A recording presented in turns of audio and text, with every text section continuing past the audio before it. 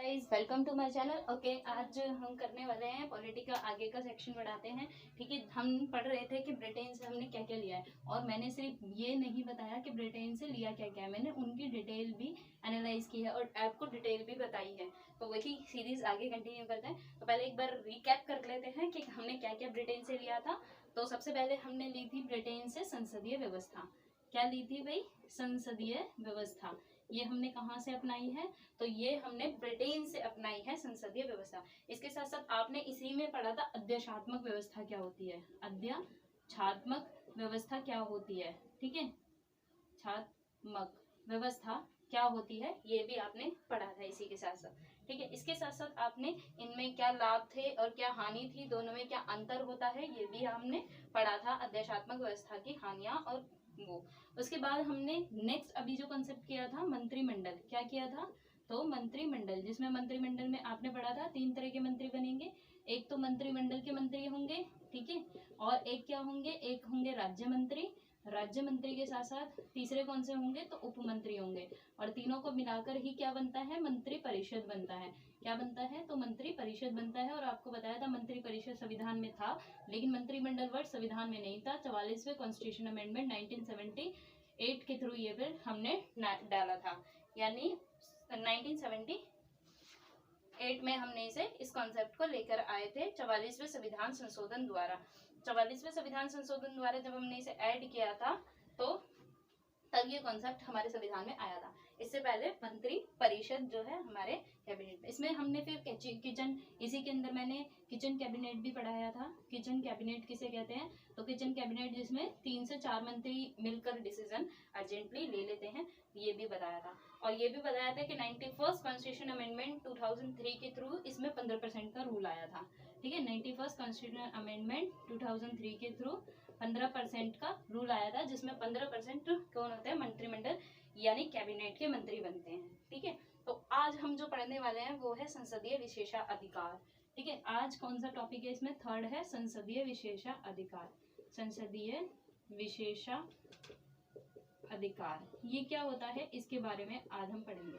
संसदीय विशेषाधिकार की बात करें तो संसद को दिए, तो संसदीय विशेषाधिकार में हमने क्या देखेंगे? तो संसदीय विशेषाधिकार में संसद होती है। संसद में 2 सदन होते हैं, लोकसभा और राज्यसभा। दोनों सदन के बारे में हम डिटेल में जब संसद पढ़ेंगे तब पढ़ेंगे, लेकिन यहाँ पर हम सिर्फ ये पढ़ रहे हैं कि कहाँ से क्या लिया गया था।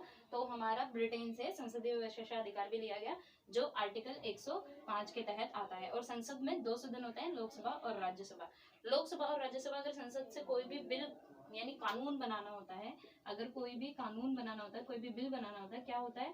तो सबसे पहले लोकसभा या राज्यसभा में से एक में आएगा, फिर दूसरे सदन या तो राज्यसभा या लोकसभा में पास होगा, यानी मानो अगर लोकसभा में आया तो दूसरी बार में राज्यसभा में जाएगा, और राज्यसभा के बाद ये राष्ट्रपति के पास जाएगा, और राष्ट्रपति इस पे साइन कर देंगे, तो ये एक बिल बन जाएगा। इसी तरह अगर राज्यसभा में आया तो पहले फिर लोकसभा में जाएगा, और लोकसभा के बाद ये राष्ट्रपति पे जाएगा, और साइन होकर ये क्या बन जाएगा? कानून या एक्ट बन जाएगा। ठीक है, लोकसभा या राज्यसभा जो होती हैं, इनके बहुत सारे सत्र भी होते हैं, यानी बैठकें होती हैं, लेकिन ऐसा नहीं है कि पूरे साल ही ये एक साथ बैठकर कुछ समय, मतलब एक साथ बैठकर क्या करती हूँ, तो डिसीजन कानून बनते हैं। ठीक है, इन तीनों से पास होता है। अच्छा, लोकसभा और राज्यसभा, मतलब इनकी जो बैठकें होती है वो साल भर नहीं होती है, यानी पूरे साल नहीं बैठकें होती हैं। पूरे साल की जगह इनके सत्र बुलाए जाते हैं कुछ समय के लिए। ठीक है, कुछ समय के लिए सत्र बुलाए जाते हैं, और वो सत्र बुलाने का अधिकार सिर्फ राष्ट्रपति के पास होता है। चाहे सत्र बुलाना हो, चाहे सत्र खत्म करना हो, ये दोनों ही अधिकार जो है राष्ट्रपति के पास होते हैं। और 3 तरह के 3 सत्र हमारे यहाँ पर बैठे जाते हैं साल में। साल में 3 सत्र कौन कौन से होते हैं? तो पहला बजट सत्र होता है। कौन सा? तो बजट सत्र होता है। बजट सत्र जो है, ये इनके बुलाने का टाइम नहीं होता, टाइम निर्धारित नहीं होता, फिर भी ये फरवरी से मई के बीच में लगभग बुलाया जाता है। फेब से मई के बीच में कभी भी बुलाया जा सकता है, ये राष्ट्रपति पर निर्भर करता है। दूसरा होता है मानसून सत्र। कौन सा होता है? तो मानसून सत्र होता है। कौन सा? तो मानसून सत्र। ये भी निर्धारित कौन करेगा? ये भी राष्ट्रपति निर्धारित करेगा कब बुलाना है, लेकिन अगर देखें टाइम तो जुलाई से अगस्त के बीच में आ ही जाता है। तो जुलाई से अगस्त के बीच में कभी भी राष्ट्रपति बुला सकता है इस सत्र को। तीसरा शीतकालीन सत्र होता है। कौन सा? तो शीतकालीन सत्र। शीतकालीन सत्र भी राष्ट्रपति पर निर्भर करता है कि कब बुलाना है, किस टाइम बुलाना है, लेकिन ये नवंबर से दिसंबर के बीच में बुलाया जा सकता है। नवंबर से दिसंबर के बीच में आ ही जाता है, तो ये शीतकालीन सत्र होता है। तो ये 3 तरह के सत्र हमारे कहाँ पर हैं, संसद में बैठकें होती है, 3 तरह के सत्र बुलाए जाते हैं। इन तीनों सत्र में निर्धारित करना कि बुलाना है, यानी सत्र को बुलाना, और सत्रावसान मतलब होता है सत्र को खत्म करना, किस पर निर्भर करता है। तो याद रखना, नोट डाल के लिख सकते हो आप कि सत्र को बुलाना और सत्रावसान व सत्रावसान यानी सत्र को खत्म करना किसके हाथ में होता है, तो राष्ट्रपति जी के हाथ में होता है। ठीक है, राष्ट्रपति ही इन्हें खत्म और इन्हें बुला सकता है। संसद के जो सत्र होते हैं उनमें लगभग 40 दिन का गैप होता है। अच्छा, एक चीज और बहुत इंटरेस्टिंग कि अगर कोई भी जो सांसद होते हैं या कोई भी ऐसे जो भी सांसद होते हैं, उन सांसद पर कोई भी सिविल केसेस नहीं चल सकता। वो कैसे नहीं चल सकता, तो वो ऐसे नहीं चल सकता कि सांसद जो है वो 40 दिन सत्र के पहले और 40 दिन सत्र के बाद, यानी ये बाद में सत्र के 40 दिन बाद और सत्र के 40 दिन पहले अगर कोई भी सिविल केसेस उस पर लगा है तो वो क्या नहीं हो सकता, उस पर वो केस नहीं चल सकता, क्योंकि लिखा हुआ है हमारे संविधान में कि 40 दिन पहले उसे नहीं अरेस्ट कर सकते, 40 दिन बाद भी उसे अरेस्ट नहीं कर सकते।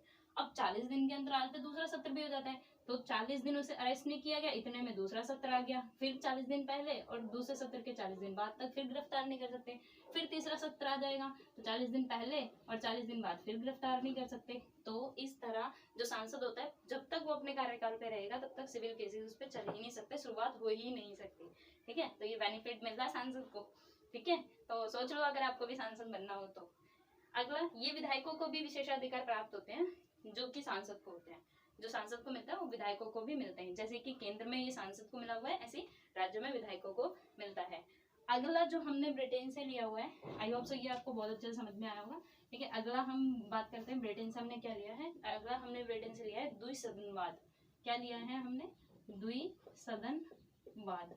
द्विसदनवाद का मतलब क्या होता है, 2 सदन होना। द्विसदनवाद का मतलब 2 सदन का होना। 2 सदन केंद्र में भी है हमारे और राज्य में भी है। कैसे, तो केंद्र में बात करें तो लोकसभा और राज्यसभा, जबकि राज्य में बात करें तो विधान परिषद और विधान सभा। ठीक है, 2 तरह के सदन होते हैं राज्य और केंद्र में। ये दोनों सदन जो होते हैं मिलकर ही काम करते हैं। दोनों सदनों की बात करें तो लोकसभा और राज्यसभा केंद्र में काम करती है और विधान परिषद विधानसभा राज्य में काम करती है।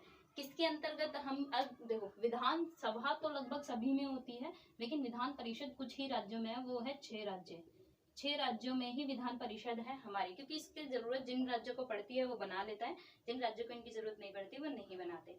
ठीक है, तो 22 राज्य में लगभग 22 राज्य में विधानसभा है, मतलब नहीं है, सॉरी, विधान परिषद, और 6 राज्य में विधान परिषद है। तो ये 6 राज्य कौन कौन से हैं, उन 6 राज्यों के नाम है यूपी, बिहार, महाराष्ट्र, कर्नाटका, आंध्र प्रदेश, तेलंगाना। कौन कौन सा है, यूपी, बिहार, ठीक है, और कौन कौन से, यूपी, बिहार, महाराष्ट्र, और कौन से हैं, महाराष्ट्र के बाद तेलंगाना, कर्नाटक, आंध्र प्रदेश, कर्नाटक, तेलंगाना।